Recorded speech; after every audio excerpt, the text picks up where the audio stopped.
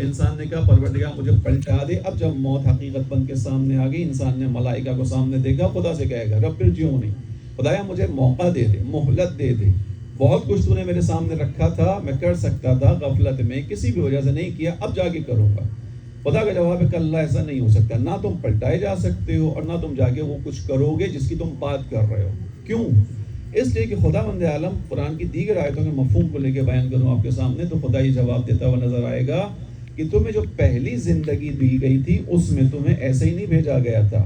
اس زندگی کے اندر بھی تمہیں عقل اور شعور بھی دی گئی تھی, اور عقل و شعور کے ساتھ انبیاء کو بھی بھیجا گیا تھا, کتاب بھی دی گئی تھی, انبیاء کے اوصیاء بھی تمہارے سامنے تھے. یعنی خداوند عالم نے ہدایت کے لیے کوئی کمی نہیں چھوڑی تھی. کوتاہی خدا کی طرف سے نہیں تھی کہ جس وقت تم کہو کہ پروردگار ہمیں تو پتہ ہی نہیں تھا. اب جب موت سامنے آ گئی تو ہمارے سامنے حقیقتیں آنا شروع ہو گئی ہیں, تو اب ہم جا کے کر لیں گے. خدا کا جواب ہے نہیں, ایسا نہیں ہوگا. تمام امکانات تمہارے سامنے پہلے ہی تھے, انبیاء بھی تھے, انبیاء کے اوصیاء بھی تھے, ان کی تعلیمات بھی تھیں, ان کا عملی کردار بھی تھا, اور تمہارے پاس عقل اور شعور تھی. جوان دوستوں کے لیے بیان کر رہا ہوں کہ قرآن کریم میں آپ جا کر جب دیکھیں گے آپ کو یہ نظر آئے گا کہ خداوند متعال عقل اور عقل کے استعمال پر بہت زیادہ ایمفسائز کرتا ہے. قرآن کریم کتاب علم ہے, کتاب عقل ہے. قرآن کریم میں خداوند عالم نے کہیں نہیں کہا کہ اس قرآن کو بس مان لو, نہیں کہا. خدا نے نہیں کہا کہ اس قرآن کو جو خدا کی طرف نازل کیا گیا, حالانکہ حق تھا, خدا کہہ سکتا تھا یہ کتاب وہ ہے جو خدا کی جانب سے نازل ہوئی ہے, لہذا تم آنکھیں بند کر کے مانو. خدا کہہ رہے نہیں, اس قرآن میں غور کرو, تدبر کرو, فکر کرو, پونڈر کرو, اس قرآن کو سمجھو. ہم نے تمہارے لیے آسان بنا کے پیدا کیا, آسان بنا کے نازل کیا. اسی عقل کے لیے خداوند عالم نے بیان کیا. عقل کی بات کو بس ایک اور آیت سے متصل کرتے ہوئے آگے بڑھوں گا کہ خداوند عالم نے ہمارے لیے واضح کیا یہ عقل ہے جو انسان کو اس کے درست راستے پر رکھے گی. غور کیجیے گا, معمولاً اسلام کے بارے میں ایک تصور یہ پایا جاتا ہے یا پھیلایا جاتا ہے کہ اسلام یا کوئی بھی مذہب ایک بیکورڈ چیز ہوتی ہے. ایسا نہیں ہے. اسلام مخصوصاً جو مذہب اہل بیت علیہ السلام ہے, جو اہل بیت علیہ السلام کے پاکیزہ گھرانے سے جو دین ملا ہے, اس سے زیادہ پاکیزہ زندگی گزارنے کا کوئی اور راستہ موجود نہیں ہے. ابھی بچے نے بہت اچھی گفتگو کی, خدا انشاءاللہ ان کی صلاحیتوں میں اضافہ فرمائے, ان کے والدین کو انشاءاللہ اسی طرح ان کو آمادہ کرنے کی توفیق عنایت فرمائے, اور ان کی طرح کے جتنے بچے ہیں خدا ان سب کو اس فرش عزا اور اس مکتب کی خدمت کی صلاحیت عنایت فرمائے. ان بچوں کی حوصلہ افزائی کے لیے ایک مرتبہ باوجہ بلند صلوات پڑھیے. اللہم صلی علی محمد و آل محمد. اس میں جو امام عصر کا انہوں نے بیان کیا اپنی گفتگو کے اندر, امام عصر جب تشریف لے کر آئیں گے تو دنیا اس طرح سے ترقی کرے گی کہ عالم انسانیت میں کبھی ایسی ترقی نہیں ہوئی ہوگی. اس وقت ترقی دے گا انسان, یعنی آنے والا وقت امام عصر کے ہاتھوں جو حکومت قائم ہوگی اسلام کی حکومت ہوگی, لیکن یہ اسلام کی حکومت ایسی ہوگی کہ اس سے پہلے کائنات پہ ایسی حکومت کا قیام ہی نہیں ہوا ہوگا. میں فقط آپ کے مزاج کے مطابق جو چیز بیان کر رہا ہوں وہ اس موضوع میں نہیں تھی, انہوں نے ہمارے نوجوان خطیب نے بیان کیا تو اس سے میں نے ایک بات نکالی. وہ یہ کہ دیکھیے عقل کے اوپر بات ہے. روایت نے یہ بیان کیا کہ علوم کو خداوند عالم نے, سائنس کو, علم کو خداوند عالم نے 27 حروف میں رکھا ہے. بزرگوں نے اس حدیث کو سنا ہو, چھٹے امام جعفر صادق علیہ السلام, علوم کو خدا نے 27 حروف میں رکھا ہے. علم, سائنس, ترقی, جو بھی آپ اس کا معنی کریں, 27 الفابیٹس ہیں اس کے. اور روایت یہ بیان فرمات کرتی ہے کہ امام عصر کے ظہور سے پہلے ان 27 حروف میں سے فقط 2 حروف کا علم آشکار ہوا ہوگا. 27 میں سے فقط 2 حروف کا علم, یعنی 2 الفابیٹس ڈی کوڈ ہوئے ہوں گے. سادہ الفاظ میں اگر بات کروں, یعنی خدا نے علم کو کوڈ ورڈز کے اندر رکھا, اس کے کوڈ ورڈ 27 ہیں. اس سے پہلے فقط 2 ڈی کوڈ ہوئے ہوں گے. اس کے بعد جب امام تشریف لے کر آئیں گے تو مزید 25 حروف کا علم آشکار ہوگا. تو آپ انصاف سے بتائیے کہ امام کے آنے کے بعد جو اسلامی حکومت قائم ہوگی وہ دنیا کو آگے لے کے جائے گی یا پیچھے کی طرف لے کے جائے گی؟ دنیا وہ ترقی کرے گی کہ جس کا تصور بھی نہیں ہے. انسان ترقی کرے گا ہر اعتبار سے, مادی اعتبار سے بھی کرے گا, اسپرچولی بھی کرے گا. روایت نے بیان کیا وہ وقت آئے گا کہ انسان مشرق میں بیٹھے ہوئے, اگر مغرب میں ہوگا تو مشرق میں بیٹھے ہوئے اپنے بھائیوں سے رابطہ کر پائے گا. آقا بہجت مرحوم کے مطابق جنہوں نے ان چیزوں کی تفسیر کی, انہوں نے کہا کہ یہ جو بیان کیا کہ مشرق میں بیٹھا ہوا مغرب والے سے رابطہ کر لے گا, وہ آج بھی ہو رہا ہے. یہ تو آج بھی ہو رہا ہے. ہم یہاں بیٹھے ہوئے, آپ ابھی کہیں پہ بھی گیجٹ لگا دیجئے, یہاں پہ اس کو آن لائن کر لیجئے, کہیں پہ بھی دنیا میں دکھا دیجئے. آغا بہجت نے کہا یہ نہیں ہے کہ گیجٹس کے تھرو ہوگا, معنویت اتنی اسٹرانگ ہو چکی ہوگی کہ انسان بغیر کسی ڈیوائس کے اپنے بھائی سے رابطہ رکھے. معنویت اتنی اسٹرانگ ہوگی. اس کی وجوہات ہیں. وجوہات کیا ہیں؟ میں عقل سے یہاں تک آ گیا. وجہ یہ ہے کہ خداوند عالم عقل کے ذریعے سے دین کو آگے بڑھاتا ہے. خداوند عالم نے عقل کو راستہ رکھا ہے. سورہ یاسین کی آخری آیت میں خداوند عالم نے ارشاد فرمایا, الم اعہد الیکم یا بنی آدم اللہ تعبدوا الشیطان انہ لکم عدو مبین. اے آدم کی اولاد, یعنی میں اور آپ, اس کو اسٹرینجر کے ایسے سے نہیں سننا چاہیے. ہم قرآن کی آیتوں کو جب پڑھتے ہیں معمولاً سوچتے ہیں 1400 سال پہلے والوں لوگوں کے لیے نازل ہوئی تھی. امام صادق علیہ السلام ارشاد فرماتے ہیں کہ جب بھی قرآن پڑھو تو اس طرح پڑھو کہ جیسے ابھی نازل ہوا ہے, تمہارے لیے آیت نازل کی گئی. اور اسی لیے امام صادق علیہ السلام بعض اوقات قرآن کی آیتوں کو پڑھتے ہوئے غش کھا کے گر بھی جاتے تھے. پوچھا گیا, سائل نے پوچھا, مولا کیوں؟ کہا اتنا میں نے اس آیت کو تکرار کیا کہ مجھے ایسا لگا کہ جیسے میں نے اس کے نازل کرنے والے سے اس کو ابھی سنا ہو. یہ قرآن کی حقیقت ہے. اسی قرآن میں آپ اسٹرینجر کے ایسے سے نہیں سننا ہے اس آیت کو, اپنے لیے سننا ہے. ہم سب بنی آدم ہیں, آدم کی اولاد ہیں. خدا کہہ رہے الم اعہد الیکم یا بنی آدم, اے آدم کی اولاد, کیا طے نہیں ہوا تھا؟ یہ ایگریمنٹ نہیں تھا ہمارا, عہد و پیمان نہیں تھا. اللہ تعبد الشیطان, تم شیطان کے پیچھے نہیں چلو گے. انہ لکم عدو مبین, کیونکہ وہ تمہارا کھلا ہوا دشمن ہے. اور ہر عقل مند انسان اپنے دشمن سے بھاگتا ہے, نہ کہ اس کے پاس جاتا ہے. انہ لکم عدو مبین, اور وہ دشمن بھی کیسا ہے؟ تم سمجھتے ہو کہ وہ چھپ چھپ کے حملے کر رہا ہے, وہ مبین ہے. مبین آشکار ہے, obvious ہے. کہاں obvious ہوتی ہے چیز؟ آگے کی آیت میں آئے گا. انہ لکم عدو مبین وان اعبدونی, اور مجھے معلوم ہے میں نے تمہیں بنایا ہے. مجھے معلوم ہے تمہاری فطرت کے اندر عظمت کے سامنے سجدہ کرنا ہے, بندگی ہے, اطاعت ہے. لہذا اسی لیے میں تمہارے اندر رکھا تھا. وہ یہ بھی طے ہوا تھا, ان اعبدونی, میری بندگی کرو گے, میرے راستے پہ چلو گے. کیوں؟ ان ھذا صراط, کیونکہ یہ سیدھا راستہ ہے, سیدھے راستے پہ تمہیں چلنا تھا. اب غور کیجیے گا, وَلَقَدْ أَضِلَّ مِنْكُمْ جِبِلًّا كَثِيرًا, لیکن اسی شیطان نے تمہاری اکثریت کو گمراہ کر دیا. شیطان نے تمہاری اکثریت کو کیپچر کر لیا. لَقَدْ أَضِلَّ مِنْكُمْ جِبِلًّا كَثِيرًا, اکثریت کو تمہاری کیپچر کیا, گمراہ کر دیا, اپنے جال میں پھنسا لیا. یہ آیت بہت اہم ہے. أَفَلَمْ تَكُونُوا تَعْقِلُونَ, تو جب وہ تمہیں کیپچر کر رہا تھا, اپنے جال میں پھنسا رہا تھا, تمہیں راستے سے ہٹا رہا تھا, تمہیں انحراف میں ڈال رہا تھا, افلم تکونوا تعقلون, تو تمہارے پاس عقل نہیں تھی جو استعمال کرتے. غور کیجیے گا, خداوند عالم کس چیز کو حاکم بنا رہا ہے؟ خدا کہہ رہا ہے کہ اگر, اس آیت کو تھوڑا سا دوسرے انداز میں پڑھ لیں, کہ اگر تم اپنی عقل استعمال کرو گے تو کبھی بھی شیطان کے جال میں نہیں پھنسو گے. اگر تم عقل استعمال کرو گے تو شیطان کا تم پر کوئی زور نہیں چلتا, زبردستی نہیں چلتی. جو قرآن کی آیتوں میں, میرے پاس ظاہر وقت محدود ہے, میں اس کی اس میں نکل جاؤں گا تو بحث سے رہ جاؤں گا. قیامت میں وہ وقت آنے والا ہے کہ جو اس کو قرآن میں خداوند عالم نے بیان کر دیا پہلے, کہ دیکھو ایک وقت آئے گا کہ جب انسان وہاں گمراہ ہوا ہوا انسان جب جہنم میں جا رہا ہوگا, شیطان کو ملامت کرے گا, برا بھلا کہے گا. شیطان وہاں پلٹ کر کہے گا, فلا تلومونی لوموا انفسکم, قرآن کی آیت ہے, فلا تلومونی, ڈونٹ بلیم می, مجھے بلیم مت کرو. لوموا انفسکم, بلیم یور سیلف, اپنے آپ کو کرو. کیوں؟ کہے گا اس لیے کہ میرا تم پہ زور نہیں چلتا تھا, تمہارے رب نے تم کو سچا وعدہ دیا تھا اور میں نے تم کو سبز باغ دکھائے تھے. یہ تمہارے ایمان کی کمزوری تھی کہ تم نے اپنے رب کے سچے وعدے کو چھوڑ کر میرے دکھائے گئے سبز باغوں کے اوپر اعتماد کیا اور میرے پیچھے پیچھے چل پڑے. یعنی سادہ الفاظ میں شیطان قیامت کے دن ہاتھ جھاڑ کے کھڑا ہو جائے گا کہ جو کچھ کیا تم نے کیا, بس ادھر. امام عصر کا جو دور انشاءاللہ آئے گا اس کے اندر عقل کی حکمرانی ہوگی.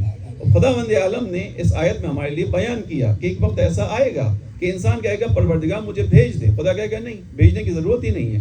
پہلے جو بھیجا تھا تو تمام ہدایت کے ذرائع کے ساتھ بھیجا تھا, عقل دی تھی, انبیاء دی تھی, اوصیاء دیے تھے, ان کا راستہ دکھایا تھا. اگر تم کرنے والے ہوتے تو پہلی زندگی میں ہی کر لیتے.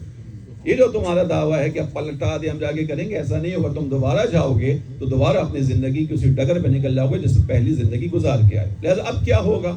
وَمِن وَرَائِهِمْ بَرْزَخٌ إِلَىٰ يَوْمِ يُبْعَثُونَ, اب تو تم قیامت تک کے لیے ایک وادی میں آ گئے ہو, اب یہاں سے نکلنا ناممکن ہے. وہ کیا وادی ہے؟ اس کو برزخ کہا جاتا ہے. درود پڑھی محمد علیہ وسلم.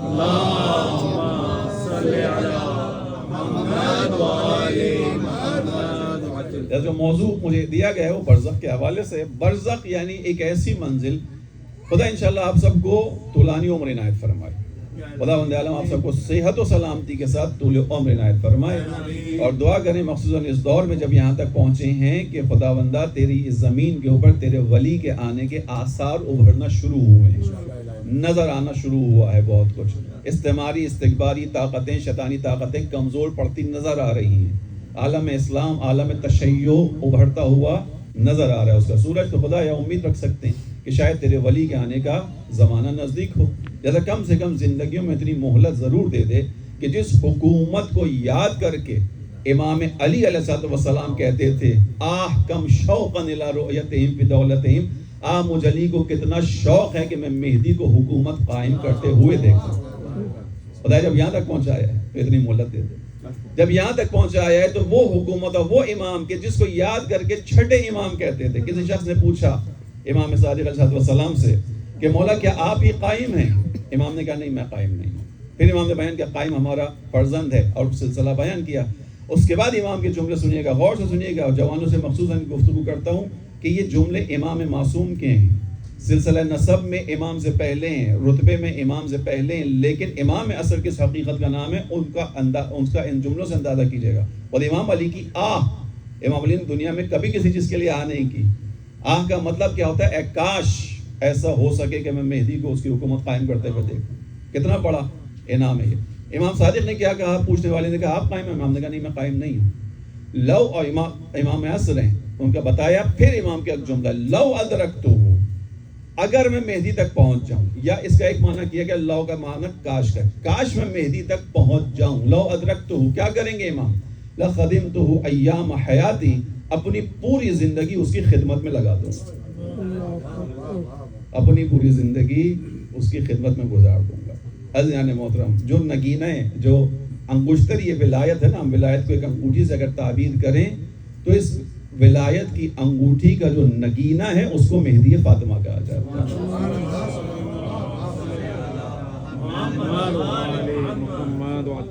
بس خدا سے دعا کریں. لیکن بہرحال ایک وقت آنا ہے کہ اس دنیا سے جانا ہے. جیسا یہ برزخ کی منزل بھی ہم سب نے طے کرنی. اب جب طے کرنی ہے تو یہ عقل کا تقاضا ہے کہ ہمیں جہاں جانا ہے وہاں کے بارے میں کچھ معلومات لے کر جائیں, وہاں کے حوالے سے کچھ چیزوں کو اپنے لیے مہیا کریں. جیسے بالکل ہی اسی طرح جیسے کوئی مسافر کہیں جاتا ہے, انشاءاللہ خدا آپ سب کو حرمین کی زیارت نصیب فرمائے. اگر جو زوار یہاں سے گئے ہوں گے یا جا رہے ہوں گے یا جانے والے ہوں گے تو یقیناً انہوں نے وہاں کی فضا کا معلوم کیا ہوگا. ویدر کیا ہے اس وقت, وہاں پہ ہوا کیسی ہے, موسم کیسا ہے. یقیناً آپ یہاں سے اپنے ساتھ گرم کپڑے رکھ کے نہیں جا رہے ہوں گے, چونکہ آپ کو معلوم ہے وہاں ویدر ابھی کیسا ہے, گرم ہے. لہٰذا اسی ایسا اعتبار سے چیزیں لے کے جائیں گے. عقل کا تقاضا ہے جہاں جاؤ وہاں کی تیاری کر کے جاؤ. تو برزخ سے ہم سب نے گزرنا ہے قیامت سے پہلے. لہٰذا برزخ کا مطلب ہی حائل ہے, رکاوٹ ہے. رکاوٹ سے مراد دو چیزوں کے درمیان کی چیز. جیسے قرآن کریم میں سورہ رحمان میں آیا مرج البحرین یلتقیان, دو دریا ہیں جو آپس میں ملتے ہیں, ایک دوسرے سے ٹکراتے ہیں. مرج البحرین, خدا نے دو دریاؤں کو جاری کیا جو ایک دوسرے سے ملتے ہیں. مرج یلتقیان بینہما برزخ, لیکن ان کے درمیان ایک حائل ہے, آنکھوں سے نظر نہیں آتی, لیکن پروردگار عالم نے اپنی قدرت سے اس حائل کو بنایا ہے. لا یبغیان, اس کے نتیجے میں ادھر کا پانی ادھر والے پانی پہ چڑھائی نہیں کرتا, دونوں اپنی اپنی حد کے اندر جاری رہتے ہیں. اسی طرح موت اور موت کے بعد یعنی اس دنیا اور اس دنیا کے بعد جو آخرت ہے, اس کے درمیان جو فاصلہ انسان گزارے گا اس کو برزخ کہا گیا. جو اس سورہ کے اندر میں نے آپ کے سامنے پڑھا, خدا نے کہا جب موت آ جائے گی تو انسان کہاں جائے گا؟ عالم میں برزخ میں چلا جائے گا. ابھی عالم میں برزخ کی تفصیلات ہیں, بہت زیادہ نہیں ملتی, کیونکہ موضوع تھا میں نے اس حوالے سے چند چیز آپ کے سامنے بیان کرنی ہے. انشاءاللہ محمد علی محمد پہ مل کے درود پڑھیے گا سب.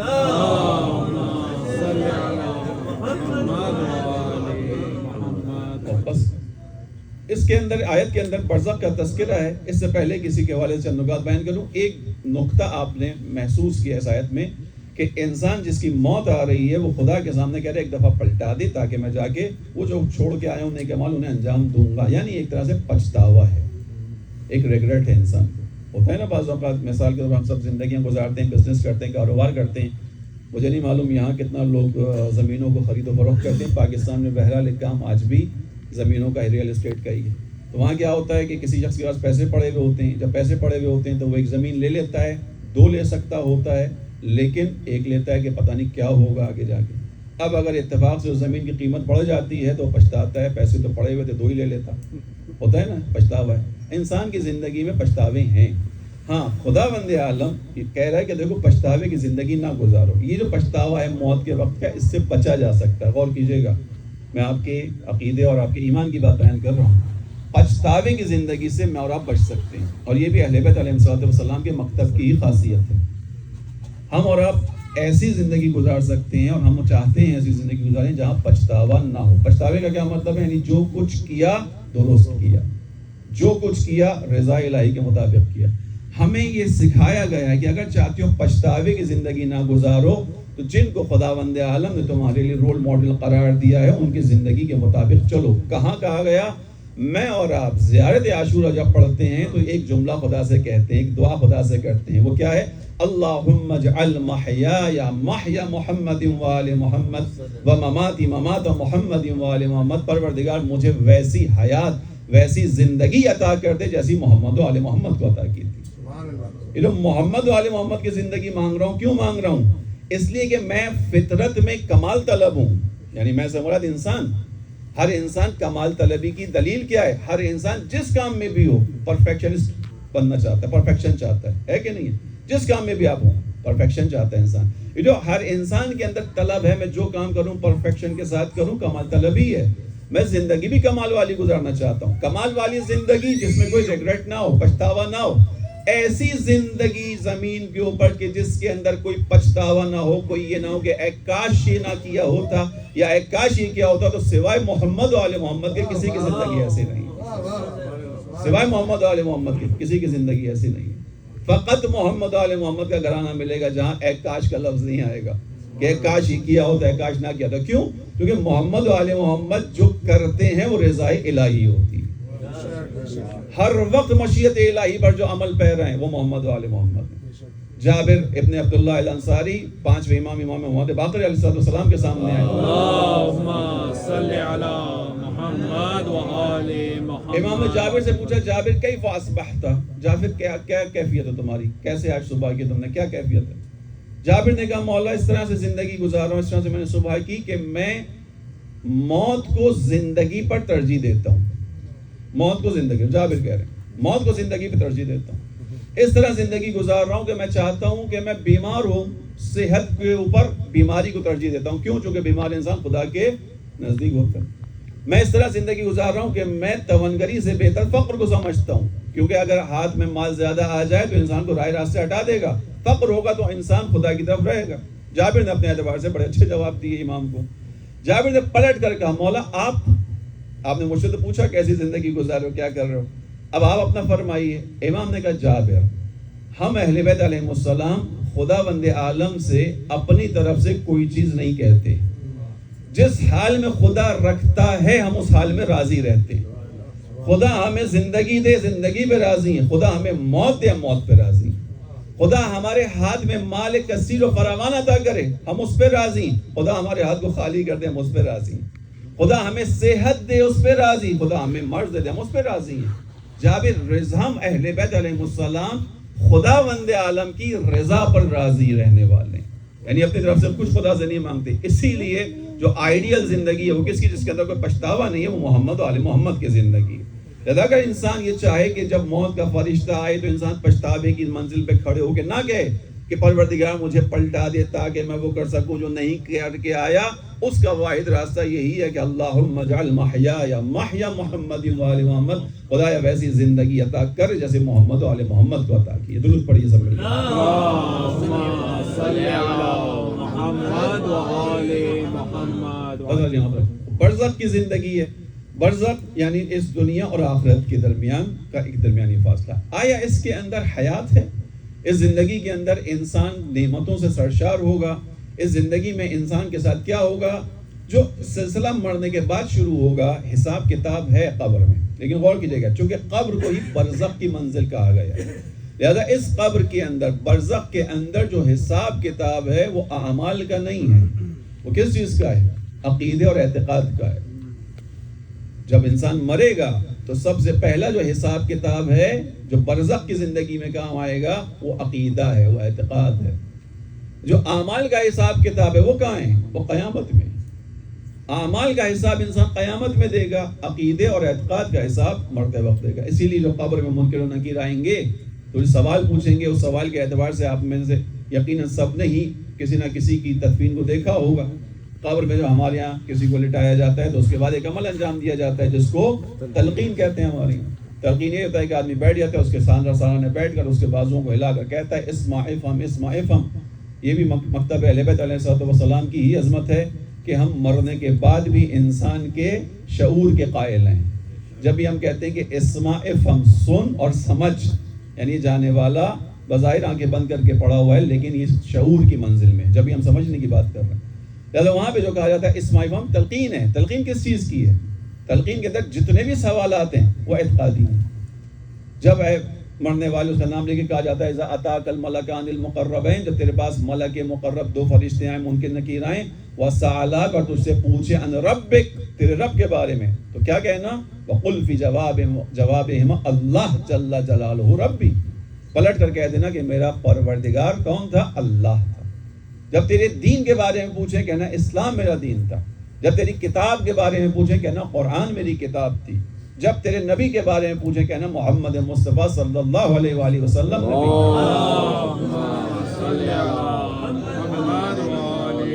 اور جب تیرے امام کے بارے میں پوچھیں تو کہہ دینا میرا پہلا امام علی بن ابی طالب ہے اور آخری امام عصر جل اللہ تعالیٰ فرجہ.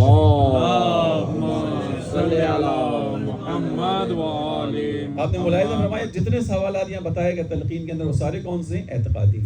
یعنی تمہارا اعتقاد کیا تھا، کس عقیدے پر مرے ہو. توجہ کیجیے گا، اعمال کا حساب قیامت میں. برزخ کی جو زندگی گزرے گی وہ اس سوال جواب کے ساتھ گزرے گی. برزخ کے اندر اعتقاد ہے، عقیدہ ہے، یہ انسان کے کام آئے گا. برزخ کی زندگی ہے عزیزان محترم. ایسا نہیں کہ انسان مر گیا اس کے بعد پھر ختم ہو گیا. فنا تو ہے ہی نہیں. جو چیز بھی وجود میں آتی ہے اس کو فنا نہیں ہوتی. حتیٰ یہ درخت پہ اگنے والے پتے ہیں، یہ بھی جب آٹم میں زمین پر گرتے ہیں، جڑ جاتے ہیں، سوکھ جاتے ہیں، سوکھنے کے بعد ریزہ ہو جاتے ہیں تو اس پتے کے اندر دوبارہ حیات آتی ہے. کیسے؟ جب یہ زمین میں جا کے جذب ہو جاتا ہے تو وہی جو ذرہ ہو کر زمین میں جذب ہوا اب یہ انرجی کی صورت میں دوبارہ باہر آتا ہے. پتا بھی ضائع نہیں ہوتا. کائنات میں کوئی شے ضائع نہیں، انسان کیسے ضائع ہوگا؟ لہذا مرنے کے بعد زندگی ختم نہیں ہے. امام علی نے ارشاد فرمایا خلقتم للبقاء لا للفنا، تم بقا کے لیے خلق کیے گیا ہو، فنا کے لیے خلق نہیں کیے گیا ہو. بس زندگی اس دنیا کی الگ ہے اور آگے کی الگ ہے. اب جو وہاں جائیں گے تو زندگی ہے. البتہ جو مکمل نعمتیں ہیں، مکمل زندگی کے آثار ہیں وہ آخرت کے اندر ہیں. ان الدار الاخرۃ لہی الحیوان. لہی الحیوان کا کیا مطلب ہے؟ جو حقیقی زندگی ہے وہ آخرت میں. لہذا لیکن اس برزخ کی زندگی کے اندر بھی نعمتیں بھی ہیں، نقمتیں بھی ہیں، عذاب بھی ہے، ثواب بھی ہے. مثال کے طور پہ ایک آیت ہے کہ جس میں بیان کیا سورہ نحل کی آیتوں کے، آیت نمبر 32 الذین تتوفاہم الملائکۃ طیبین، وہ لوگ کہ جو پاکیزہ حالت میں اپنی جان، اپنی روح ملائکہ کے حوالے کرتے ہیں، یعنی پاکیزہ حالت میں مرتے ہیں. تو یہ ملائکہ ان سے کیا کہتے ہیں؟ یقولون سلام علیکم. یہ جو پاکیزہ حالت میں مرتا ہے اور فرشتہ اس کی پاکیزگی کے ساتھ روح کو قبض کرتا ہے تو فرشتہ اس کو کہتا ہے سلام علیکم، سلامتی ہو تمہارے اوپر، کیا شاندار زندگی گزاری تم نے، سلام علیکم، تم پر سلام ہو. اور اس کے بعد طب تو پاک ہو تم، ادخلوا الجنت، جاؤ جنت میں داخل ہو جاؤ، بما کنتم تعملون، جو کچھ تم کر کے آئے ہو. تو یہ کون سی جنت ہے؟ یہ وہ آخرت والی جنت نہیں ہے. جنت یعنی باغ کے اندر، یعنی خوشی کے اندر داخل ہو جاؤ. اور اسی طرح اس سے پہلے کی آیت میں بیان کیا کہ الذین تتوفاہم الملائکۃ ظالمی انفسہم، ظاہراً آیت نمبر 29. اور ملائکہ اس شخص کے پاس آتے ہیں کہ جس نے اپنے نفس پر ظلم کیا ہوتا ہے، یعنی فاسد ہوتا ہے، فاسق ہوتا ہے، گناہگار ہوتا ہے. اس کی جب روح قبض کرتے ہیں تو چونکہ یہ روح آلودہ ہے، پاکیزہ نہیں ہے، تو فرشتے اس کو پلٹ کر کہتے ہیں کہ تو آؤ تمہارے لیے جنت کے دروازوں کو آمادہ کر دیا گیا. دو انسان ہیں، دونوں کا الگ الگ حساب ہے. یہ جو جنت کی بشارت ہے اور جہنم کی دروازوں کے کھلنے کی بات ہے، روایت میں بیان کیا کہ یہیں سے انسان کا ایک سلسلہ شروع ہوتا ہے. اگرچہ حقیقی عذاب آخرت کا ہے، حقیقی نعمت وہ آخرت کے اندر ہے، لیکن بہرحال اس عالم برزخ کے اندر بھی انسان متنعم ہوگا، انسان معذب ہوگا، یعنی نعمتیں ہوں گی یا انسان کو عذاب ہوگا. اب یہ منزل کیوں بیان کر رہے ہیں؟ کیونکہ ہم سے جو ہیں بانی مجلس نے درخواست کی تھی کہ اس موضوع پہ بیان کریں، اور یہ موضوع بہت اچھا موضوع چونکہ ہم سب کے ساتھ پیش آنا ہے. ایک وقت آئے گا کہ ہم سب اس منزل سے گزریں گے، یہ منزل کتنی لمبی ہوگی خدا ہی جانتا ہے. لہٰذا بہتر کہ ہم اپنے آپ کو اس کے حوالے سے تھوڑا تیار بھی کریں. لہٰذا نعمتیں یہاں پہ ہوں گی. ایک یہ آیت آپ کی. دوسری آیت آپ کو اگر بیان کروں سورہ یاسین کی آیت، وہ جو حبیب نجار کے نام سے ایک شخص آیا، اس نے آنے کے بعد دیکھا کہ جو رسول آئے ہیں آنے کے بعد دین کی تبلیغ کر رہے ہیں، تائید کر رہے ہیں، علاقے والے ان کی بات کو نہیں مان رہے ہیں. اس نے ان کی تائید کی، ان کی بات کی، یہاں تک کہ لوگوں نے اس کو مار ڈالا. جب اس کو مارا تو خداوند عالم کی طرف سے اس کو کیا انعام ملا؟ اس کو کہا کہ خداوند عالم نے کہا کہ تم جاؤ جنت میں اب داخل ہو جاؤ. تو جیسے ہی اس کو جنت کا پروانہ ملا، اس نے کہا قال، اپنے پروردگار سے کہا کہ یا لیتا قومی یعلمون، اے کاش میری قوم جان لیتی. کیا جان لیتی؟ کہ میرے پروردگار عالم نے مجھ کو مکرمین میں سے بنا دیا، کرامت عطا کی ہے. ابھی آخرت نہیں آئی ہے، اس عالم برزخ کے اندر بھی. یا شہداء کے بارے میں جس کو کہا گیا کہ عند ربہم یرزقون، شہداء کو مردہ مت سمجھنا، وہ زندہ ہیں. عند ربہم یرزقون، اپنے رب کی بارگاہ سے رزق حاصل کر رہے ہیں. فقط خود نہیں کھا رہے، غور کیجئے گا، شہید ہوتا وہی ہے جو اپنی زندگی دوسروں پہ قربان کرتا ہے. خود نہیں کھا رہے. یستبشرون، اور بشارت دے رہے ہیں ان لوگوں کو لما یلحقوا بہم، جو ابھی ان سے آگے ملاقات نہیں کی ہے، ان سے نہیں ملے، یعنی ان کے پیچھے آنے والے ہیں. اور یہ شہداء اس عالم برزخ سے آواز دے رہے ہیں کہ اگر سننے والا کان ہو تو سن لیں آوازوں کو کہ دیکھو ہم رائے خدا میں مارے گئے، ہم نے کوئی لاس نہیں کیا، ہمارا کوئی نقصان نہیں ہوا. یہ زندگی کے چند دن اگر کم گزار کے تمہارے اعتبار سے آ گئے، کہ ایسا نہیں ہے، جب موت کا وقت تھا جب ہی آنی تھی. شجاعت چاہیے تھی شہادت تک پہنچنے کے لیے. ہم نے اس راہ اختیار کیا. نتیجے میں خداوند متعال نے کیا کیا؟ ہم کو جنت کی بشارت دی. اور اب یہ بشارت دیتے ہیں فرحین بما آتاہم اللہ من فضل، جو خدا نے ان کو عطا کیا اس پر خوش ہوتے ہیں. یستبشرون، اور بشارت دیتے ہیں ان لوگوں کو جو بھی ان سے ملے نہیں، یعنی ان کے عزیز رشتہ دار جاننے والے. اور ان سے کہتے ہیں کہ تم بھی اس جگہ آؤ. اس جگہ آنے پر اگر اس راستے سے آؤ گے، شہادت کے راستے سے آؤ گے، تو لا خوف علیہم ولا هم یحزنون، تم کو نہ کوئی خوف ہوگا نہ کسی بات کا غم ہوگا تمہیں، شہادت کے راستے سے آؤ گے. عزیزان، 3 آیتیں میں آپ سامنے پڑھی کہ جس کے اندر برزخ کے اندر ہی خدا کی جانب سے انعامات ہیں، برزخ کے اندر ہی بہشت کی خصوصیات ہیں. اسی طرح عذاب بھی ہے. آل فرعون کے بارے میں بیان کیا گیا کہ حاق بآل فرعون سوء العذاب، عذاب جو ہے وہ آل فرعون کو برے عذاب نے گھیر لیا ہے. النار یعرضون علیہم غدوا وعشیا، صبح اور شام آگ ان کے سامنے پیش کی جاتی ہے. یعرضون علیہا کا ترجمہ ہے ان کے سامنے آگ پیش کی جاتی ہے، یعنی آگ انہیں ابھی جلا نہیں رہی اس عالم برزخ میں، لیکن یہ آگ دیکھتے ہیں، اس کی دہشت سے ہی ان کے اوپر خوف طاری ہوتا ہے. یعرضون علیہا غدوا وعشیا ویوم تقوم الساعہ، اور جس دن قیامت کا دن قائم ہو جائے گا، ادخلوا آل فرعون اشد العذاب، اس دن یہ آل فرعون شدید ترین عذاب میں ڈالے جائیں گے. برزخ کے اندر کا سوء العذاب، برا عذاب، اور آخرت کے لیے کہا اشد العذاب، شدید ترین عذاب ہے. غور کیجئے گا آیات کی طرف. لہذا ائمہ علیہ السلام نے بیان کیا کہ برزخ کی حقیقت ہے، اور برزخ کے اندر بھی انسان یا متنعم ہوگا خدا کی نعمتوں میں یا معذب ہوگا. اسی لیے بیان کیا گیا کہ القبر حفرۃ من النار او روضۃ من ریاض الجنہ. قبر 2 چیزوں میں سے ایک چیز کا نام ہے. روضۃ من ریاض الجنہ، جنت کے باغوں میں سے ایک باغ ہے، او حفرۃ من النار، یا آتش جہنم کے کنویں میں سے کنواں. اس کی تفصیلات ائمہ نے اس طرح سے بیان کی کہ برزخ کے اندر، برزخ کی منزلوں کے اندر انسان کے سامنے ایک ونڈو اوپن کی جائے گی جو جس چیز کے تحت آگے پہنچنے والا ہے. اگر اس کا آگے کا انجام عذاب والا ہے تو ونڈو ہوگی جو اوپن ہوگی وہ عذاب کی ہوگی، اس کو دکھایا جائے گا. یہ برزخ میں اس عذاب کو دیکھ کر تکلیف میں مبتلا ہوگا، یہ عذاب ہوگا برزخ کا. اور جس کا جو ہے وہ انجام آخرت کا اچھا ہے، جس کے سامنے جو ہے وہ بہشت ہے، خدا ونڈو کھولے گا اس کے سامنے بہشت کی، اور بہشت کی نعمتوں کو دیکھ کر یہ مسرور ہوگا، اس کا برزخ آسانی سے گزرے گا. یہ برزخ کی زندگی ہے جان محترم جس کو بیان کیا گیا. اسی نعمتوں کے اندر، یعنی انہی نعمتوں کے اندر اب جب انسان دیکھے گا کہ جو بہشتی ہے وہ نعمتوں کو دیکھے گا، اس کی خصوصیات کو دیکھے گا، تو بہشتی لوگوں کے لیے بیان کیا گیا کہ خداوند عالم سے درخواست کریں گے. کیا درخواست کریں گے؟ امام نے ارشاد فرمایا کہ ان ارواح المؤمنین فی الجنت، ارواح مومنین جنت میں ہیں.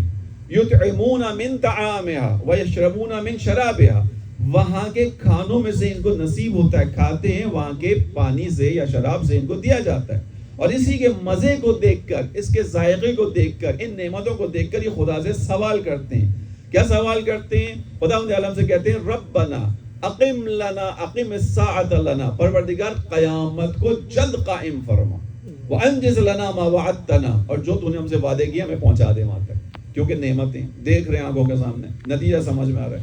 اور اسی طرح وہ لوگ ان ارواح الکفار، اور جو کفار کی روحیں ہیں وہ معذب ہیں، عذاب میں ہیں، معذبون، وہ عذاب کے اندر ہیں، ان کی بھی دعا ہے خدا سے، لیکن کیا دعا ہے؟ برعکس ہے. ان کی دعا کیا ہے؟ وہ خداوند عالم سے کہتے ہیں ربنا لا تقم الساعۃ لنا، اے پروردگار قیامت ہمارے لیے برگزار نہ کر، قیامت کو ہمارے لیے قائم نہ کر، چونکہ یہی عذاب ہم سے برداشت نہیں ہو رہا ہے، لہذا قیامت میں ہمیں نہ بھیج، ولا تنجز ما وعدتنا علیہ، اور ہمیں وہ وعدے جو تو نے کیے ہیں ان تک نہ پہنچا. دو انسان ہیں، دو رویے ہیں عزیزان محترم، یہ برزخ کے منازل ہیں. چند نکات آپ کے سامنے اور بیان کروں اور زحمت تمام کروں. درود پڑھی محمد والے محمد. صلی علی محمد وآل محمد. یہ انسانوں کی دو کیفیتیں ہیں. اب یہاں پر امام نے ظاہراً جو میرے ذہن میں ابھی نام آ رہا ہے، امام محمد باقر علیہ السلام، صلی علی محمد وآل محمد. ارشاد فرمایا کہ شیعوں کو مخاطب کر کے، یعنی مجھے اور آپ کو مخاطب کر کے، امام نے کہا واللہ ما اخاف علیکم الا البرزخ. اور سنیے گا، واللہ ما اخاف علیکم الا البرزخ، اے ہمارے شیعوں، ہمیں تمہاری نسبت جو دھڑکا ہے، جو خوف ہے، جو ایک فکر پریشانی لاحق ہے، وہ تمہاری برزخ سے متعلق. وَأَمَّا صَارَ إِلَيْنَا الْأَمْرُ فَنَحْنُ أَحَقُّ مِنْكُمْ، جب قیامت میں حساب کتاب ہمارے پاس آئے گا، شفاعت کی منزل آئے گی، تو ہم تمہیں بچانے والے ہیں، اس وقت ہم تمہاری طرف رسیدگی کریں گے، لیکن برزخ کی تیاری خود کر کے آؤ گے. یہ امام نے بیان کیا. یہ آخری پیغام. وَأَمَّا، درود پڑھیں محمد علیہ محمد. صلی علی محمد وآل محمد. بعد میں امام ارشاد فرمائیں، ہمارے جو خوف ہے، دھڑکا ہے، پریشانی، ہمارا کنسرن ہے تم سے متعلق، وہ برزخ سے متعلق ہے. وَأَمَّا الْخَوْفُ عَلَيْكُمْ، برزخ سے متعلق ہے. اور جب قیامت کی منزل آئے گی تو وہاں پر جو حساب کتاب کی منزل آئے گی، وہاں پہ ہم اہل بیت شفاعت کے لیے موجود ہوں گے، جو تم لے کر آؤ گے اپنے ساتھ. خالی وہاں پہ بھی جانے والا حساب کتاب سے محروم رہے گا. مجھ پہ اعتراض مت کیجیے گا، جو صاحب شفاعت ہیں انہوں نے بیان کیا. صاحب شفاعت کون ہے؟ ائمہ علیہ السلام. امام صادق علیہ السلام نے بیان کیا ایک میزان، ایک میرٹ شفاعت کا. ان کو تو حق ہے نا بیان کرنے کا، مجھے تو نہیں ہے، بنوان خطیب ذاکر عالم، لیکن امام کو تو حق ہے کہ جنہوں نے شفاعت کرنی ہے ان کے پاس حق ہے کہ وہ بیان کریں میرٹ کیا ہے شفاعت کا. وہ میرٹ کیا ہے؟ 8 امام جو ہیں وہ آخری وقت آ گیا 6 امام کا، بستر پر موجود ہیں امام. کہتے ہیں امام کے تمام لوگوں کو بلاؤ، سارے لوگوں کو، گھر والوں کو جمع کیا جاتا ہے. امام آنکھیں کھولتے ہیں. ذرا تصور کیجیے گا کہ ایک امام جو امام کل ہوتا ہے، امام عقل ہوتا ہے، امام علم ہوتا ہے، آخری لمحہ امام کا ہے. آپ تھوڑی دیر اپنے اوپر رکھ کے سوچیں، خدا نہ کرے لیکن بہرحال ایک وقت آئے گا کہ جب ہم اس دنیا سے جا رہے ہوں گے، ہمیں اگر پتہ چل جائے کہ اب سے چند لوگوں بعد میں دنیا سے جا رہا ہوں، تو کوشش کروں گا اپنے گھر والوں کو، اپنے بچوں کو، اپنے عزیزوں کو، ریلیٹیوز کو وہ بات بتاؤں کہ جس کے نہ بتانے سے ان کو کوئی نقصان ہو رہا. اپنی زندگی کا نچوڑ بتا کے جاؤں گا، اپنی زندگی کی اہم ترین بات بتا کے جاؤں گا کہ اگر وہ نہ بتائی تو لاس ہو جائے گا. ایسا ہی ہے نا، یہی کروں گا میں. اور اب امام نے جمع کیا سب کو، سب جمع ہو جاؤ، سب جمع ہو گئے، سارے خاندان والے جمع ہو گئے. امام نے آنکھوں کو کھولا. آنکھوں کو کھولنے کے بعد امام نے کہا ایک بات دھیان سے سن لو اور اس کو اپنے گرہ میں باندھ لو کہ لا تنالوا شفاعتنا من استخف بصلاته، جس کسی نے بھی اپنی نماز کو سبق کو سمجھا، ہم اہل بیت کی شفاعت اس کو نہیں ملے گی. امام نے میرٹ بیان. امام نے کہا کہ ایشیوں برزخ کی تیاری خود کرو، آخرت میں ہم تمہارے مددگار ہیں. لیکن ظاہر مدد کے لیے میں نے عرض کیا کہ کچھ نہ کچھ اپنے تھیلے میں لے جانا پڑے گا، پھر اس میں ائمہ بھی کچھ اپنا حصہ ڈالیں گے. برزخ کے لیے بیان کیا، خود کر کے آپ تیاری. برزخ کی تیاری میں کیا کیا چیزیں ہو سکتی ہیں؟ 2 چیزیں آپ کے سامنے جتنا وقت ہے اس میں بیان کر دیتا ہوں. کچھ چیزیں وہ ہیں جو برزخ کے اندر انسان کو مشکلات میں ڈالیں گی، اور کچھ چیزیں جو انسان کو مشکلات سے نکالیں گی. پہلے وہ بیان کر دیتا ہوں جو مشکلات میں ڈالیں گی، پھر انشاءاللہ اس پہ آئیں گے کہ جو انسان کو مشکلات سے نکالیں گی، یعنی جن کا یا عذاب ملے گا یا ثواب ملے گا. سب سے پہلی چیز جس کو برزخ کے عذابوں میں ایک عذاب شمار کیا گیا، ائمہ علیہ السلام نے کیا گیا، وہ خود یہی نماز کو سبق سمجھنا ہے. سبق یعنی بہت ہلکا، نماز کو ہلکا لینا، اردو ترجمہ کیا جائے، من استخف بصلاۃ، جو نماز کو ہلکا لے. ہلکا لینے سے مراد کیا ہے؟ یعنی نماز کو جو اس کی ڈیو رسپیکٹ ہے وہ نہ دے، جو اس کا اہتمام ہے وہ نہ کرے، اپنے وقت پہ نہ پڑھے، جو شرائط ہیں اس کے مطابق نہ پڑھے. عزیزان محترم، میں ایک سوال جوانوں کے سامنے رکھ رہا ہوں، آپ جا کے تاریخ میں اس کا جواب تلاش کیجئے گا. مجھے اس امام کا نام بتاؤ کہ جس کے سامنے نماز کا وقت آیا ہو اور اس امام نے نماز کو کہا ہو ابھی رکو مجھے کوئی اور کام کرنا ہے، اس کے علاوہ اپنے کاموں کو کیا ہو. میں چیلنج کر رہا ہوں، چیلنج آپ کو چیلنج کرنے کے لیے نہیں، یعنی تاریخ میں چیلنج کر رہا ہوں کہ آپ کو کہیں نہیں ملے گا کسی ایک امام نے بھی کام انجام دیا. میں آپ کو 2 نمونے سکھاتا ہوں، بتاتا ہوں. ایک نمونہ خود کربلا کے اندر، جاؤ نا میرے ساتھ چلنا تھوڑا سا.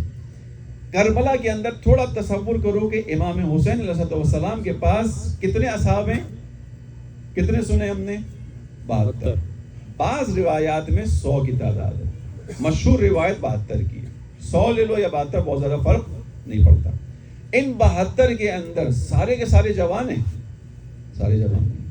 ان 72 میں یا 100 میں بھی اگر تعداد دی جائے تو سپاہیوں میں علی اصغر جیسا 6 مہینے کا سپاہی بھی ہے، عمر ابن جنادہ کا 11 سال کا بچہ بھی موجود ہے، حضرت قاسم جیسے 13 سال کے بھی موجود ہیں، اور حبیب ابن مظاہر بھی ہیں، عابس بھی ہیں، شبیب بھی ہیں، اور امام کے بزرگ سن رسیدہ افراد بھی ہیں. بعض افراد وہ ہیں کربلا کے اندر امام کے سپاہیوں میں، 72 یا 100 میں، کہ جنہوں نے امام حسین کا ساتھ دینے کے لیے میدان میں جانے کے لیے جب اپنی کمر ان کی جھک رہی تھی تو اپنی کمر پہ پٹکا باندھا تھا، کپڑے کو ٹائٹ کر کے باندھا تھا تاکہ کمر سیدھی ہو، دشمن کا مقابلہ کر سکے. ایسے افراد بھی موجود ہیں. اب یہ بتانے کا مقصد کیا تھا میرا کہ جہاں لشکر کے اندر ایسے افراد ہوں، بوڑھے بھی ہوں، ضعیف العمر بھی ہوں، کمر جھکی ہوئی بھی ہو، اور کچھ 6 مہینے کے بچے بھی ہوں، 11 سال کے بچہ بھی ہو، 13 سال کے جوان بھی ہوں، اور اس طرح کے لوگ ہوں، تو ایسے وقت میں جب دشمن کی تعداد کتنی ہے؟ ہزاروں کی تعداد میں. تو ایسے میں تو جو جنگ کی حکمت عملی بنانے والا شخص ہوگا، جو بھی کمانڈر ہوگا، اس کی خواہش کیا ہوگی کہ ایک ایک فرد کو سنبھال کے رکھے. ہوگی کہ نہیں ہوگی؟ عقل کا تقاضا بھی ہے کہ نہیں ہے کہ آپ کے پاس پہلی تعداد کم ہے، لہذا آپ اپنے ایک ایک سپاہی کو دشمن کے مقابلے میں استعمال کریں. کوشش ہونی چاہیے کہ آپ کا ایک ایک سپاہی دشمن کے کئی سپاہیوں پر حاوی آئے، جو کہ آپ کے پاس تعداد کم ہے، آپ نے لڑنا ہے، سامنے ہزاروں کا لشکر ہے. نماز کی اہمیت پہ بات آ گئی، چونکہ برزخ کے اندر جو پہلی چیز انسان کو تنگ کرے گی، اگر نماز کو اہمیت نہیں دی جائے گی تو وہ کرے گی. نماز چھوڑنے والے کا تذکرہ نہیں ہے، وہ تو الگ ہو گیا. امام صادق نہیں نے کہا جو نماز چھوڑے گا ہم شفاعت نہیں دیں گے، نہیں، مولا نے کہا جو نماز کو سبق سمجھے گا اس کو نہیں دیں گے. یہاں پر اب امام حسین جب میدان کربلا کے اندر نماز کا وقت ہوا، امام کے ایک صحابی نے کہا مولا حان وقت الصلاۃ، مولا نماز کا وقت آ گیا. امام نے کہا خدا تجھے نماز گزاروں میں سے کرے. امام نماز کے لیے کھڑے ہوئے. امام کے 2 صحابی، 2 اصحاب، 2 سپاہی، وہ تفصیل پیچھے گزار چکا، 6 مہینے کا بچہ بھی ہے سپاہیوں میں، 11 سال بھی ہیں، 13 سال بھی ہیں، بوڑھے بھی ہیں. یہاں تو ایک ایک فرد کی بہت اہمیت ہے، ایک ایک سپاہی کو سنبھال کے رکھنا چاہیے. 2 سپاہی امام سعید ابن عبداللہ، عمر ابن قرظہ، یہ دونوں صحابی ہوئے جنہوں نے امام کو اسکارٹ کیا. یعنی امام نماز پڑھ رہے ہیں، اب امام کے سامنے ڈھال بن کے کھڑے ہو گئے. اب حالت نماز میں نہ امام تلوار اٹھا کے لڑ رہے ہیں، نہ یہ سپاہی لڑ رہے ہیں. دشمن کی طرف سے تیر آ رہے ہیں، یہ تیروں کو اپنے جسم پہ روک رہے ہیں، لیکن جنگ نہیں ہو رہی. غور کیجیے گا، 2 سپاہی امام کے حالت نماز میں شہید ہو گئے. یعنی اتنی اہمیت ہے نماز کی کہ جہاں 72 جیسا لشکر ہو کہ جس کی وہ صفات میں نے بیان کر دی آپ کے سامنے، ان میں سے اگر 2 افراد بغیر لڑے ہوئے بھی شہید ہو رہے ہوں تاکہ نماز کی حفاظت ہو سکے، تو امام حسین نماز کی حفاظت کریں گے، 2 افراد کو شہید کروا دیں. یہ پیغام ہے کربلا، پیغام. نماز کو سبق سمجھنے والا عالم برزخ کے اندر مشکل میں رہے گا، جس نے ہلکا سمجھا. دوسری مثال، ایک شخص تھا نصرانی، 8ویں امام رضا علیہ السلام کے دور میں تھا. اللہم صلی علی محمد و آل محمد. انتہائی مسلمانوں کی ناک میں دم کیا ہوا تھا. پڑھتے تو ہیں نہیں مسلمان ماشاءاللہ سے، مطالعہ ہوتا نہیں ہے، ٹھیک ہے. اس کے بعد جو ہے وہ آ کے وہ مسلمانوں سے مناظرہ کرتا تھا، عجیب عجیب سوال کرتا تھا، دہریہ تھا، مسلمانوں کے پاس جواب نہیں ہوتا تھا. ایک مرتبہ لوگوں نے امام رضا سے درخواست کی کہ مولا آپ کیجیے، اس کی وجہ سے بہت سارے مسلمان راہ راست سے ہٹ رہے ہیں، بھٹک رہے ہیں، دہریہ ہے، ایتھسٹ ہے، آپ آگے کچھ کیجیے. نصرانی نہیں تھا، ایتھسٹ تھا، بے دین تھا. امام نے کہا ٹھیک ہے، اس سے ایک ملاقات رکھ لو. ملاقات طے ہو گئی، وہ بیٹھا، امام کے ساتھ گفتگو شروع ہوئی. دوران ملاقات اب وہ امام سے سوال پوچھتا جا رہا ہے اور وہاں سے امام کی طرف سے جواب ملتا جا رہا ہے. یہاں تک کہ اس کا دل اسلام کی طرف نرم ہونے لگا، وہ اسلام کی حقانیت کو سمجھنے لگا۔ ظاہر ہے جب علم کے چراغ اور علم کے سورج کے نیچے آئے گا تو روشنی ہی روشنی ملے گی، دل پہ پڑا ہوا میل اتر جائے گا۔ اس کا دل آمادہ ہونے لگا۔ اتنے میں اذان کا وقت ہوا۔ جیسے ہی اذان کا وقت ہوا، امام رضا علیہ السلام اس سے کہہ کے اٹھے کہ نماز کا وقت ہے، میں نماز کے لیے جا رہا ہوں۔ اول وقت اس نے وہاں پہ کہا کہ اے فرزند رسول، میرا دل ابھی اسلام قبول کرنے کے لیے کچھ آمادہ لگ رہا ہے، تھوڑی دیر آپ میرے ساتھ گفتگو کیجئے، کیا پتہ میں آپ کے دین پر آ جاؤں۔ غور کیجئے گا کتنی بڑی بات ہے کہ کسی ایک شخص کو راہ راست پہ لے کر آنا ہے، اس کو دین سکھا دینا ہے، وہ کہہ رہا ہے میں تیار ہو رہا ہوں۔ امام نے کہا بے شک تیرا دل آمادہ ہو رہا ہوگا، لیکن میں جس خدا کی طرف تجھے دعوت دے رہا ہوں وہی خدا اس وقت مجھے اپنی بارگاہ میں بلا رہا ہے۔ یہ کیسے ہو سکتا ہے کہ میں تجھے تو دعوت دے کر خدا کے راستے پر لے کے آؤں، لیکن وہ خدا جب مجھے بلائے تو میں اس کا جواب نہ دوں؟ امام نے کہا یہ نہیں کر سکتا۔ لہذا امام اس کے اس مناظرے کو چھوڑ کر اٹھے اور جا کر امام نے اول وقت نماز ادا کی۔ امام کے اسی نماز کے احترام کو دیکھ کر وہ سمجھا کہ وہ خدا کس قدر لائق عظمت ہے کہ جس کی خاطر امام موسیٰ رضا اس سے گفتگو کرتے ہوئے چھوڑ کر چلے گئے۔ توجہ کیجیے گا محترم، یہ مثال ہے۔ پہلا جو عذاب برزخ کے اندر اگر خدا نہ خواستہ ہوگا وہ کس بات پر ہوگا؟ جو انسان نماز کو سبق سمجھے گا، نماز کو اہمیت نہیں دے گا۔ پھر اگین آپ کے سامنے بیان کر رہا ہوں، نماز چھوڑنے والے کا تذکرہ ہی نہیں ہے۔ نماز چھوڑنے والا تو بہت آگے کی منزلوں پہ چلا گیا کہیں۔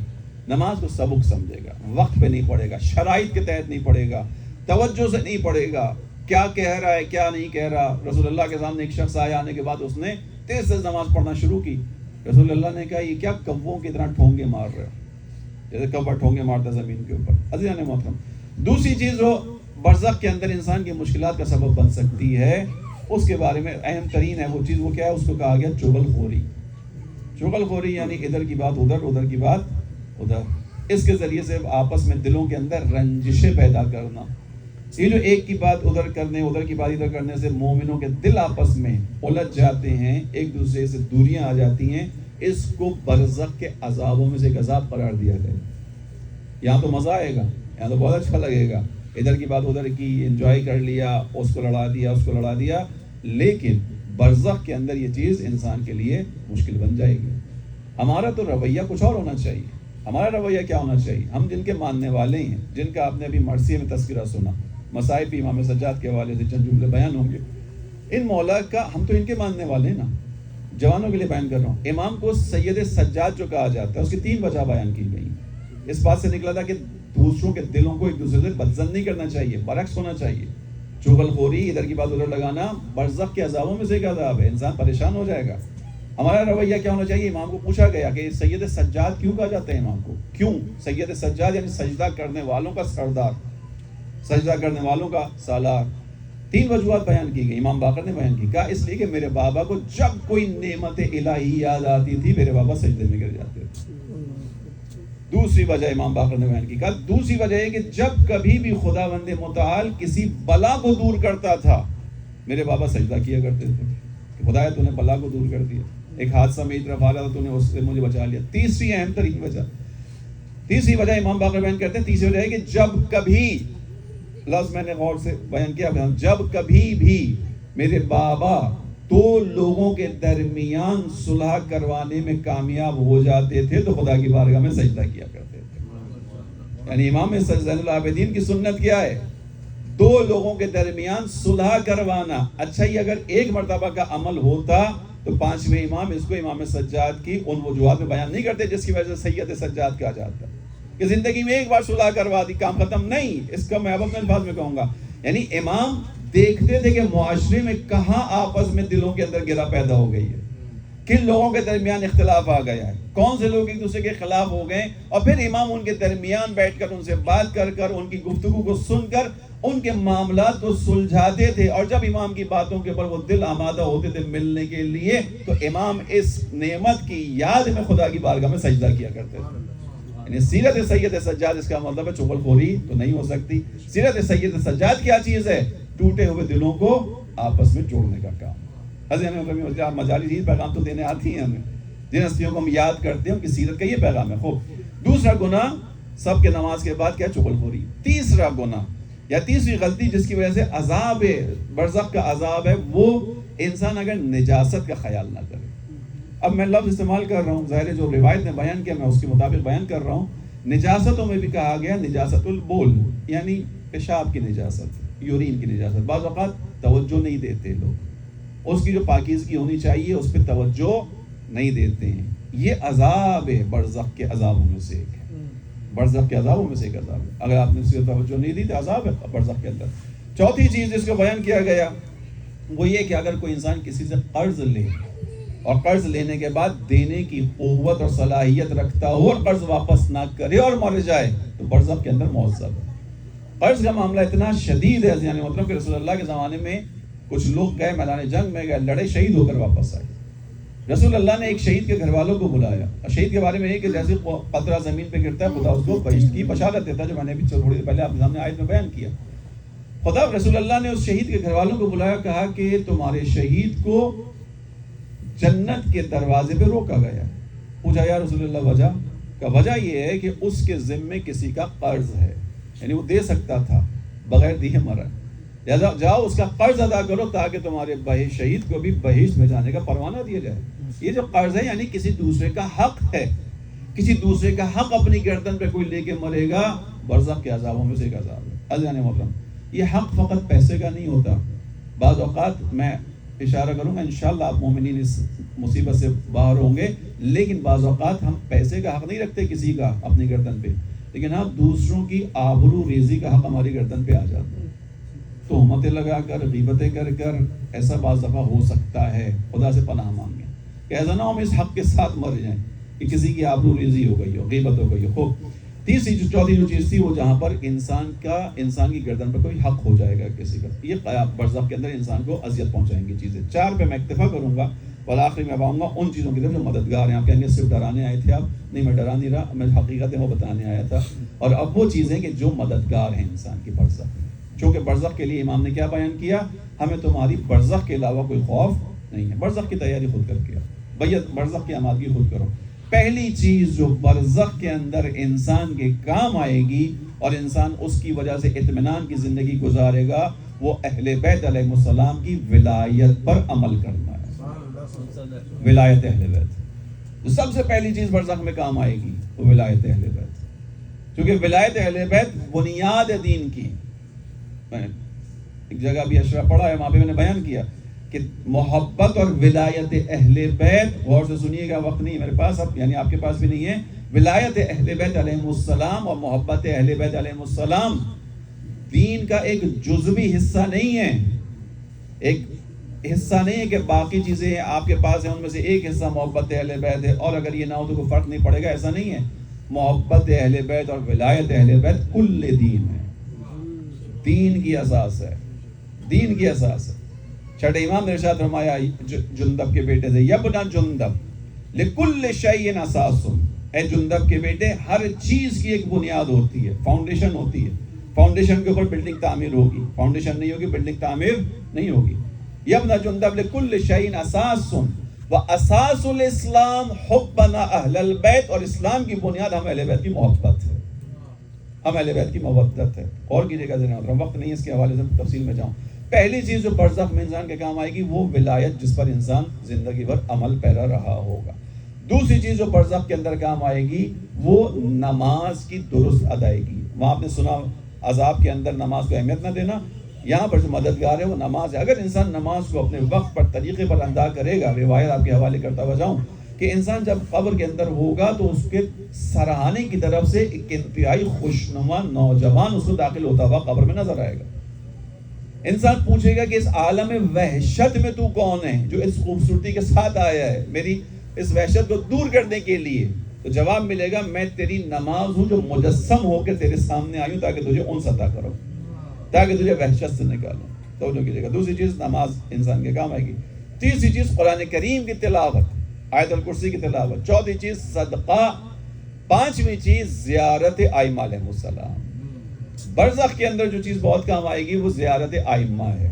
آٹھویں امام نے ارشاد فرمایا ان لکل امام عہد فی عنق اولیائہ و شیعتہ.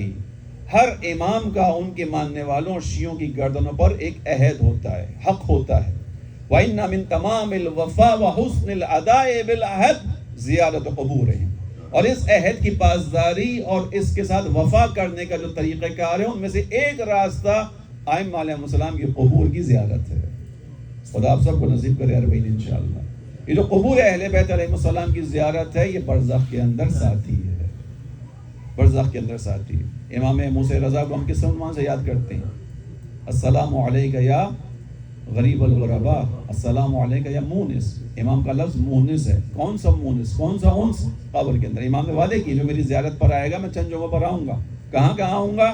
امام نے بیان کیا میں قبر کے اندر آؤں گا انسان کی وحشت دور کرنے کے لیے. امام علی علیہ السلام کے پاس شخص آیا، حارث ظاہراً اس کا نام میرے ذہن میں آیا ابھی.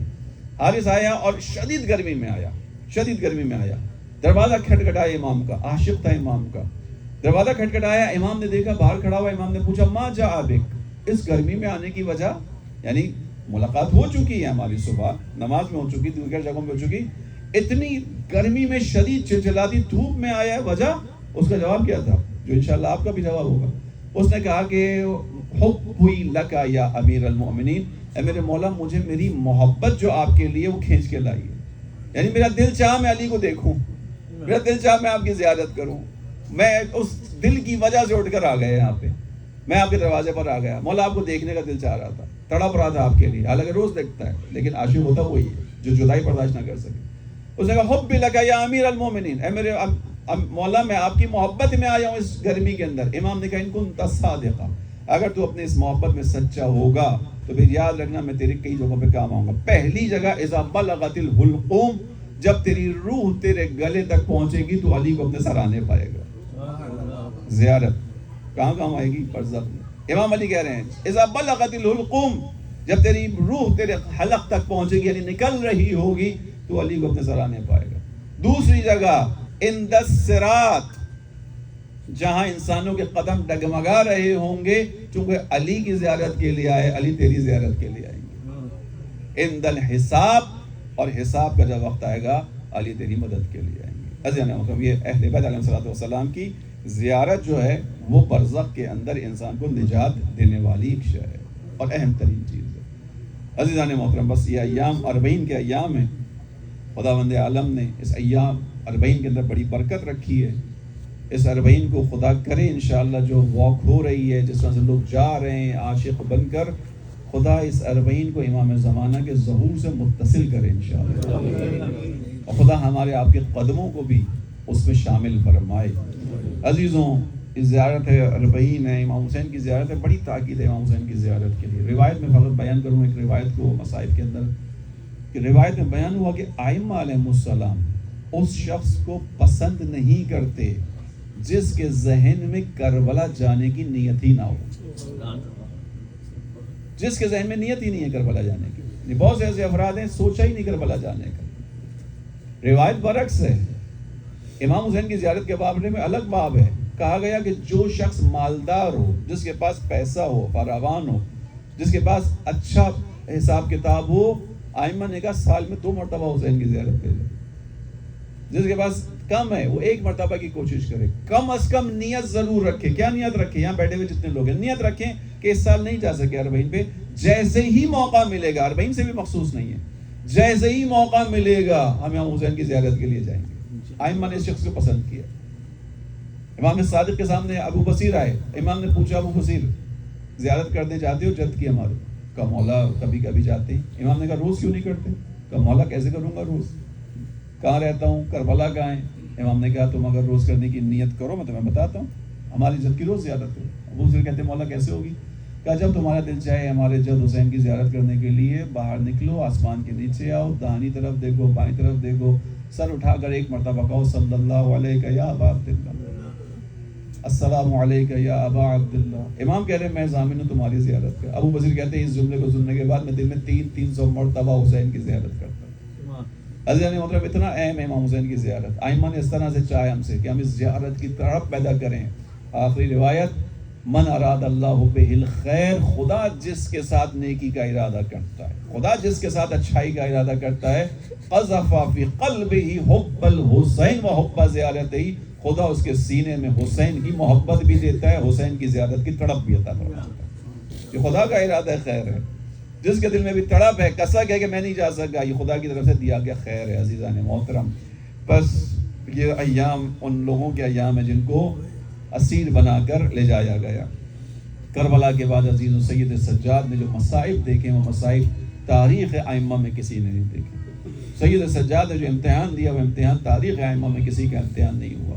وہ مراحل بھی آ گئے، تیزی کے ساتھ چلتے ہیں کہ جب امام سجاد علیہ السلام کوفے کی دہلیز پر آئے، جناب زینب بھی کوفے کی دہلیز پر آئیں، تو دل یہ کہتا ہے وہاں جناب زینب کو بھی ایک منظر یاد آیا ہوگا، سید سجاد نے بھی سنا تو تھا نا، ان کو بھی یاد آیا ہوگا کہ اسی کوفہ میں سن 40 ہجری میں جب علی مرتضیٰ کے سر پہ ضربت لگی تھی، تو میرا مولا امام حسن امام حسین کے سارے گھر کی طرف جا رہا تھا، چاہتے ہوئے امام علی نے کہا تھا بچوں یہاں رکو، آنے والوں کو واپس پلٹا دو۔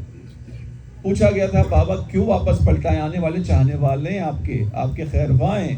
امام علی نے کیا جواب دیا تھا، میرے سر پہ ضربت لگی ہے، میرا خون میرے چہرے پر ہے، مجھے اس حالت میں جب زینب دیکھے گی نا اس کی آہو بکا بلند ہوگی، میں نہیں چاہتا میری بیٹی کی آواز نامحرموں کے کانوں میں آئے۔ عجب نہیں کہ یہاں پہنچ کر جناب زینب کو بھی یہ بات یاد آئی ہو اور کہا بابا وہ 40 ہجری کا کوفہ تھا جہاں زینب کی آواز نامحرموں سے بچائی تھی، بابا اب زینب اسی کوفہ میں سربراہ داخل ہو رہی ہے۔ اور شاید یہی سید سجاد نے بھی سوچا ہوا ہے، دادا علی وہ مرحلہ تھا آپ نے پھوپھی اماں کی آواز کا نامحرم کے کان میں نہیں جانے دی، مگر یہ علی ابن الحسین ایسے آگے آگے جائے گا کہ پیچھے پیچھے پھوپھی آئیں گی جن کے سر پہ ردا نہیں ہوگی۔ میں عزیزوں وہ مرحلہ بھی سید سجاد پر کس قدر شاق ہے کہ جب یہ نیزوں پر سر بلند کر کے چلتے ہیں، بچے اپنے باپ کے اپنے عزیزوں کے سروں کو دیکھ کر رونا چاہتے ہیں، سید سجاد کے سامنے بچوں کو تماچا مارا جاتا ہے، تازیانہ مارا جاتا ہے، کوڑے مارے جاتے ہیں۔ سید سجاد نے کیسے یہ سفر طے کیا، سننا آسان ہے عزیزوں، لیکن سوچیے گا کربلا سے کوفہ سے شام میلوں تک کا سفر ہے جو سید سجاد اس حالت میں کر رہے ہیں کہ ہاتھ میں ہتھکڑیاں ہیں، پاؤں میں بیڑیاں ہیں، گلے میں توق ہے۔ جس جگہ سے جاتے ہیں منادی ندا دیتا ہے آؤ تماشا کرو خارجیوں کا قافلہ آ رہا ہے، آؤ تماشا کرو خارجی آ رہے ہیں۔ عزیزوں بس وہ منزل بھی سید سجاد نے کیسے گزاری ہیں کہ سید سجاد سے منحال نے پوچھا تھا نا مولا کتنا روئیں گے، اتنا رو لی یہ کافی نہیں ہے۔ میرے مولا نے کہا تو نے انصاف سے کام نہیں لیا، میرے سامنے بنی ہاشم کے 18 جوانوں کو مارا گیا، میرے بابا کو کربلا میں ٹکڑے ٹکڑے کر دیا گیا۔ تو منحال کا جواب یہی تھا جو آپ نے سنا ہے کہ مولا شہادت تو آپ کی سعادت ہے، شہادت تو آپ کی میراث ہے، اس پر رونا کیسا؟ مولا نے کہا تو نے انصاف نہ کیا، شہادت تو ہماری میراث تھی، مگر یہ بتا ماں بہنوں کا ننگے سر درباروں میں جانا کیا یہ بھی ہماری میراث تھی؟ اے منحال انصاف سے کام نہ لیا۔ جب 700 کرسی نشین بیٹھے ہوئے تھے وہاں میری پھوپھی زینب بے ردا داخل ہوئی تھی، ہاتھوں میں رسن باندھ کر لے جایا گیا تھا۔ بس عزیزوں وہ مرحلہ، اسی لیے سید سجاد سے پوچھنے والا پوچھتا ہے مولا سب سے زیادہ مصیبتیں کہاں آئیں؟ تو سید سجاد علی اکبر کے جگر کا ٹکڑا نہیں بیان کرتے، سید سجاد علمدار کربلا کے کٹے بازوؤں کا ذکر نہیں کرتے، سید سجاد تڑپ کر کہتے ہیں شام شام شام، کہ جو مصیبت شام میں ہم پر گزری وہ کہیں بھی نہیں گزری۔ اس کی ایک وجہ تو یقیناً یہی ہے دربار میں داخلہ ہے، لوگوں کا اہل بیت کے بے سروں کو بے ردا دیکھنا ہے، مگر شاید ایک اور منظر بھی ہو جو سید سجاد کو شام کی یاد دلاتا ہو۔ کیا ہے عزیزوں؟ یہی دربار زندان شام میں وہ چھوٹی سی بہن ہے سید سجاد کی جو شام میں در زندان پر بیٹھتی ہے، اڑتے ہوئے پرندوں کو دیکھتی ہے، دیکھ کر بھائی سے کہتی ہے بھائیا یہ پرندے کہاں جاتے ہیں؟ سید سجاد جواب دیتے تھے میری بہن یہ اپنے اپنے آشیانوں میں جاتے ہیں۔ اب یہ چھوٹی سی بہن ایک سوال کرتی تھی بھائیا کیا کبھی ہم بھی آزاد ہوں گے؟ بھائیا کبھی ہم بھی جائیں گے؟ سید سجاد نے کہا نا شام سب سے زیادہ تکلیف دے گیا، شاید ایک وجہ یہ ہو عزیزوں، بس ایک مرحلہ ایسا آیا اس بچی نے اپنے باپ کو خواب میں دیکھا، روتی ہوئی اٹھی پھوپھی اماں میرا بابا آیا تھا، پھوپھی اماں میں نے بابا کو دیکھا تھا، الغرض مختصر کے باپ کا سر لا کر دیا گیا۔ بچی نے اپنے رخساروں کو باپ کے رخسار پر رکھا، بابا کس نے مجھے یتیم کر دیا، بابا کس نے ان رگوں کو بے دردی سے کاٹ ڈالا، اے میرے بابا مجھے تماچے مارے گئے، بابا میں نے تعزیہ نہیں کھا۔ یہ بین کرتے کرتے بچی خاموش ہوئی، اہل بیت سمجھے شاید بچی کو سکون مل گیا، اپنے بابا سے جدائی میں تڑپ رہی تھی۔ اب جو جو آگے بڑھ کے سید سجاد نے نشانہ ہلایا، انا للہ و انا الیہ راجعون۔ ارے سید سجاد نے کیسے دفنایا ہوگا سکینہ کو؟ شاید شام کو یاد کرنے کی ایک وجہ یہی رہی ہو، سب کو رہائی مل گئی، مگر جس کو رہائی کی آرزو تھی وہی بہن ہمیشہ کے لیے زندہ۔ سيعلم الذين ظلموا أي منقلب ينقلبون لعنة الله على القوم الظالمين اللهم لعن أول ظالم ظلم حق محمد وآل محمد وآخر تابع له ولذلك اللهم لعنهم جميعا۔ پروردگار سے وصول کو اپنی بارگاہ میں قبول فرما، دنیا میں جہاں بھی عزاداری ہیں، عزادار ہیں، عزاخان ہیں، سب کی حفاظت فرما، دنیا میں جہاں بھی مستضعفین مستکبرین کے خلاف نبرد آزمائیں، اس جنگ میں، اس نبرد میں تمام مستضعفین کو مستکبرین پر غلبہ عنایت فرما۔ پروردگار دنیا سے استعماری اس طاغوتی طاقتوں کا خاتمہ فرما۔ پروردگار امام زمانہ کے ظہور کی زمینہ سازی کرنے کی صلاحیت ہم سب کو عطا فرما۔ امام عصر کو اپنی حفظ و امان میں جگہ عنایت فرما، امام کے ظہور میں تعجیل فرما۔ ماتم الحسن